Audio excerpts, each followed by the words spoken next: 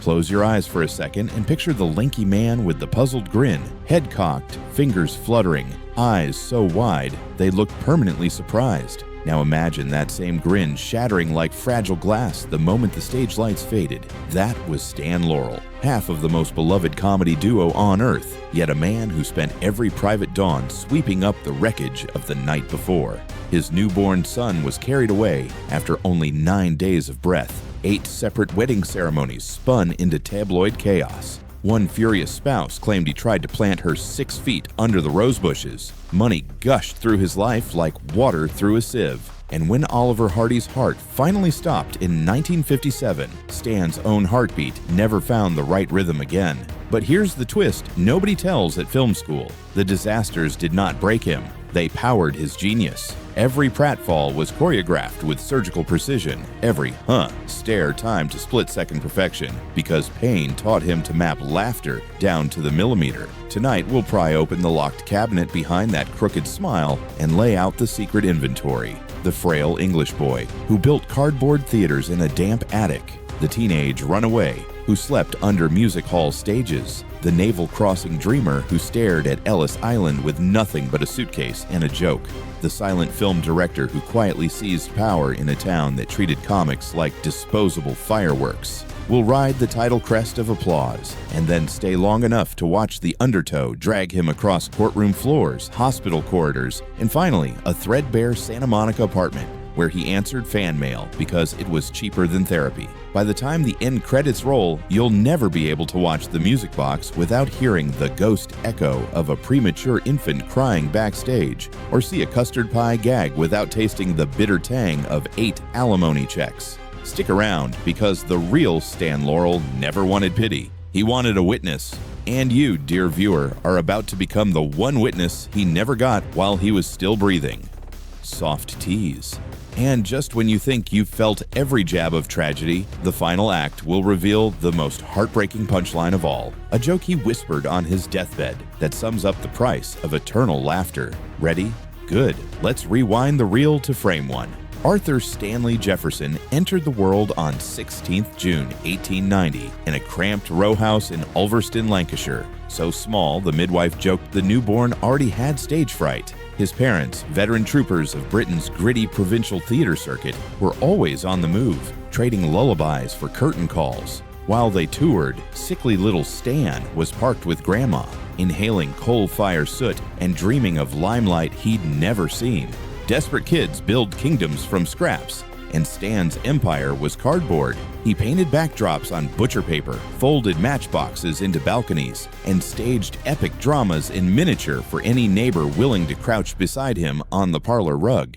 At 15, the family uprooted to Glasgow, where his father managed the bustling Metropole Theatre. Schoolwork bored him to yawns. Algebra had no crowds to read, no laughs to chase. He began skipping classes, slipping into the Metropole's wings to watch burlesque comics land laughs in real time. When a stagehand winked and handed him a broom, Stan stayed all night, sweeping sawdust for the chance to eavesdrop on Punchline rehearsals. But his real baptism came in 1906. The Britannia Panopticon Music Hall ran weekly amateur nights, gladiator arenas for fearless kids. Stan stole one of his father's tailored suits, patted his scrawny shoulders, and snuck on stage. The audience roared as he fumbled through improvised pratfalls until he glanced past the footlights and locked eyes with his thunderstruck father. Panic bolted him off stage. A coat hook tore the stolen suit. Humiliation burned his cheeks. Backstage, he waited for fury.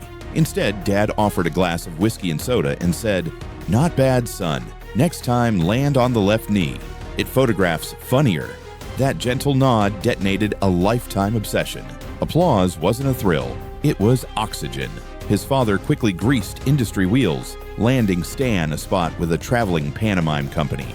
Horses rattled, sets splintered, pay arrived late, yet every matinee hammered timing and footwork into his bones. Night trains became classrooms. Cheap boarding houses turned into bunkers where teenage comics compared bruises like war medals. And while other kids chased exam scores, Stan chased the single sound that meant survival, the eruption of communal laughter. Enter Fred Karno, ringmaster of Britain's toughest comedy boot camp. Karno hated dialogue. He believed audiences should laugh in any language, so his sketches were wordless storms of pies, ladders, and well-timed agony.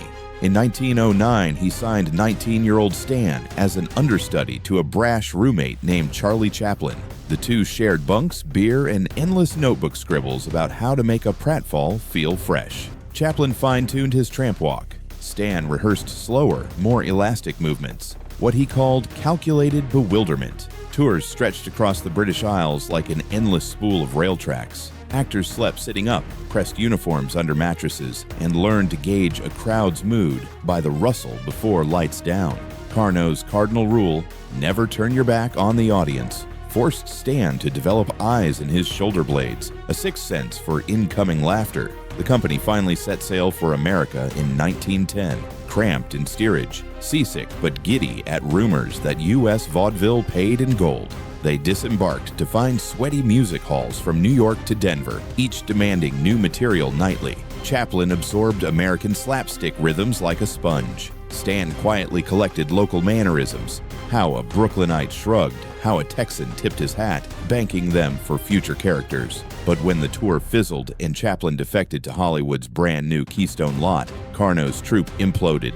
Most actors bought return tickets. Stan stayed, broke yet unbroken, convinced the new world still owed him its laughter. Life on the American road dissolved into cheap boarding houses, one-night bookings, and a constant hustle to out-Chaplin every Chaplin imitator clogging vaudeville marquees. Partnering on stage and offstage with Australian performer May Dolberg bought him companionship and a two-person act until superstition stepped in. May counted 13 letters in Stan Jefferson and declared it cursed. Together, they swapped Jefferson for Laurel, light as a leaf, lucky as a horseshoe. Luck, however, charged steep rent. Years slipped away in dusty circuits. Agents shrugged. Producers saw him as yet another tramp knockoff. Everything pivoted in 1924 when blunt-spoken producer Joe Rock dangled a 12-film contract on one vicious condition: fiery May Dolberg had to vanish. May threatened, begged, refused. Rock, unfazed, bought her a ticket to Australia and paid cash to keep her sailing. Stan cried in secret, then reported to work. Those Rock shorts, Detained, Pie-Eyed, Dr. Pickle, and Mr. Pride were far from masterpieces, but they revealed Laurel 2.0, elastic panic, gentle resilience, that famous tear slowly pooling in one eye. He didn't fight chaos, he surrendered to it, inviting audiences to laugh at the universe's cruelty alongside him. Word spread to Hal Roach, the indie kingpin who ran a studio like a frat house with cameras. In 1925, Roach hired Stan as a writer-director, not an actor. Laurel spent 12 furious months behind the camera, secretly itching to jump in front again. Fate obliged when Oliver Hardy burned his arm in a kitchen mishap, and Roach needed an emergency replacement for a short called Get 'Em Young. Stan stepped through the soundstage door only for a week. Unaware, Destiny had just started the camera rolling on a 107-film partnership, their first official pairing. Pudding Pants on Philip, 1927, was simple. Clueless Scottish lad in a kilt mortifies his stuffy American uncle. Yet test audiences howled at something intangible, the weird gravitational field between Hardy's smug bluster and Laurel's bewildered innocence. Director Leo McCarey spotted gold and told Roach, keep them together. Sound threatened most silent clowns, but the duo's 1929 talkie, unaccustomed as we are sailed past disaster. Hardy's honeyed southern drawl dripped false confidence. Laurel's high, hesitant squeaks amplified his puppy dog aura. Meanwhile, off-camera, Stan quietly commandeered script meetings, rewrites, and even editing benches. Roach later admitted, Stan ran the ship, we just kept the lights on. Highlights exploded, big business towed in a hole, and their 1932 Oscar winner, The Music Box, where they manhandled a half-ton piano up a 131-step staircase until sweat darkened their suits and Hardy nearly fainted. America, mired in the Great Depression, found catharsis watching two overgrown children lose dignity and cargo and keep smiling. Yet while moviegoers clutched their sides, Stan clutched telegrams from home. Baby Stanley Robert Laurel, born 2 months premature, survived only 9 days. The bereaved father returned to set and timed a banana peel gag so precisely that Roach swore angels must have whispered in his ear. Comedy became camouflage, painted smiles hiding bruises underneath. Grief does strange mathematics. It can split one soul into many marriages. Stan's union with first wife Lois shattered. Within weeks, he wed Virginia Ruth Rogers, then circled back to her years later after a scandal-soaked marriage to Russian firebrand Ilyana Shulova, who fled their home screaming that Stan tried to put her under the roses. Courts buzzed, tabloids feasted, and Laurel signed alimony checks so large they left dents in the ink blotter. Creative control wars flared too. Hal Roach, panicked about Stan's newfound backbone, staggered Hardy and Laurel contracts so he could pair Hardy with comic Harry Langdon if Laurel walked. Stan sued, an unheard-of rebellion in the 1930s Hollywood, and the legal brawl drained bank accounts while tabloids published daily updates like serialized pulp. $50,000 evaporated in fees, about $1 million today, and yet Laurel still counted the fight a victory. He secured writing credit, albeit briefly, before Roach burned the bridge for good.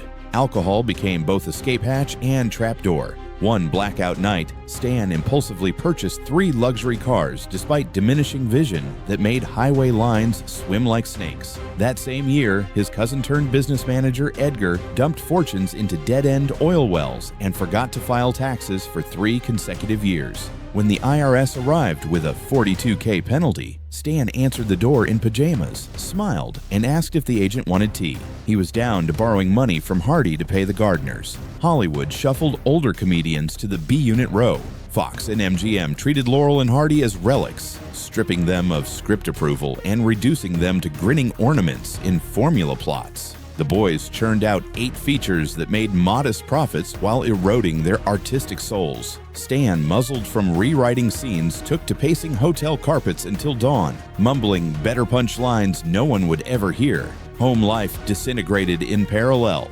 8 ceremonies with 5 women over 2 decades, each divorce slicing another chunk of future earnings. By 1946, 65% of every paycheck vanished into alimony pipelines. He sold the 18-room Cheviot Hills mansion, complete with tennis court and private screening room, at a 40% loss. Furniture auctioned, Rolls-Royce gone for pennies. He crouched into a modest Santa Monica flat where the walls echoed like a hollow drum.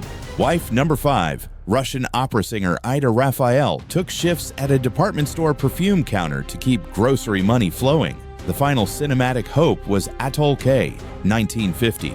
A French-Italian co-production trumpeted as their glorious comeback.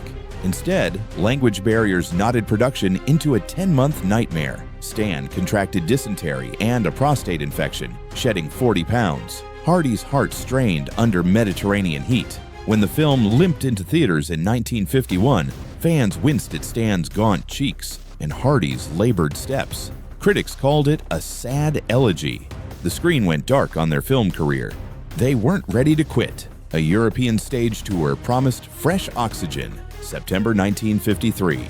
As their ship eased into Cove, Ireland, hundreds of fishing boats surrounded the harbor, blowing whistles. Church bells clanged out their theme tune, Dance of the Cuckoo.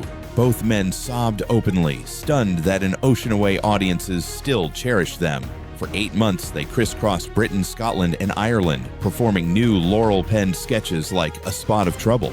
Empty seats vanished as word spread. Laughter felt like a defibrillator restarting aging hearts. But on the final night in Plymouth, Hardy staggered off stage, clutching his chest. Mild heart attack. Doctors demanded rest. Hardy promised he'd diet. He shed over 100 pounds, yet fate refused mercy. In 1956, a massive stroke froze his speech and trapped him in a wheelchair. Stan visited daily, refusing to speak aloud so Hardy wouldn't feel the anguish of being unable to reply. They communicated through eyebrow lifts, fingertip taps, and, frequently, shared tears. 2 silent film veterans reverting to the oldest language they knew. Medical bills bulldozed Hardy's savings. He sold his house. Fame proved paper-thin. On 7th August 1957, the large man who once bounced pianos down staircases slipped away. Stan, crumpled in a hallway chair, muttered, "I've lost my best friend." He refused to attend the funeral, explaining, "Babe would understand. I can't stand seeing him there without me making him laugh." Stan Laurel spent the next 8 years in self-imposed retirement, chain-smoking, sipping tea, and answering every fan letter personally. Over 10,000 replies, each typed with 2 fingers, each ending with a doodled thumbs-up caricature. Young comedians sought him out. He dissected their jokes like a surgeon, trimming frames, sharpening pauses, gifting them the timing secrets bought with decades of bone-deep bruises. When offered a Lifetime Achievement Oscar, he politely declined public appearance. I don't have an act without Babe. The Body finally staged a mutiny on 23 February 1965. Bedridden, oxygen tube hissing, Stan turned to his nurse and whispered, "I'd like to go skiing now." She blinked. "Mr. Laurel, you can't ski." He grinned that famous lopsided grin. "Oh, I know, but I'd rather be doing that than this." Minutes later, the man who choreographed the world's greatest banana peel ballet slipped away, leaving one last perfect gag in the room. So the next time you queue up a black and white short and watch a piano tumble or a derby spin, remember the invisible ledger behind each laugh. A baby's tiny coffin, courtroom disasters, night-long editing sessions, and the loneliest man in Hollywood refusing to stop perfecting a joke even while his heart cracked. Stan Laurel taught us that laughter isn't the opposite of pain. It's the alchemy that turns pain into something strangers can hold without getting burned. Now do him one favor. Tonight, pick any 8-minute Laurel and Hardy short, The Music Box, County Hospital, Busy Bodies. Watch the staircase collapse, the car door fall off, the 2 men ad-lib panic. And when you laugh, and you will, whisper a quick thank you to the skinny kid from Ulverston who gave the world permission to keep smiling while it bleeds.